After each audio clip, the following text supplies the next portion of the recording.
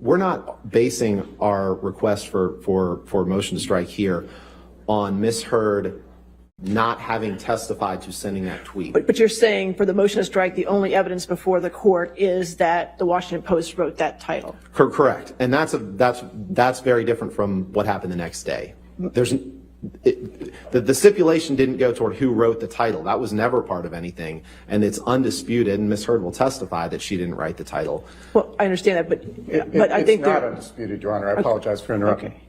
But I think the issue is that whether it was republication. Well, and I'll get to that next. But I know, but the problem is, how do I do a motion to strike when that evidence isn't before me yet? Well, the republication isn't. So the evidence that's before you is that the Washington Post wrote the headline, or that Ms. Heard didn't, and that's the only evidence, and that's not going to change.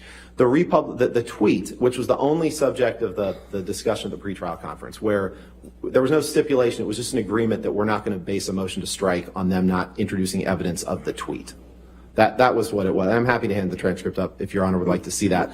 But that isn't actionable because under the Lakova versus Halper case, 995 F3rd 134, retweeting a link doesn't constitute republication. Now, that case dealt with Well, it does if you add something to it, but I just don't know the evidence. Your Honor, very quickly, it's a judicial admission. They admitted in Ms. Heard's answer, she admitted to the tweet. So that establishes that she adopted the op-ed in its entirety, and it was discussed. We talked about judicial admissions. One was the op-ed itself.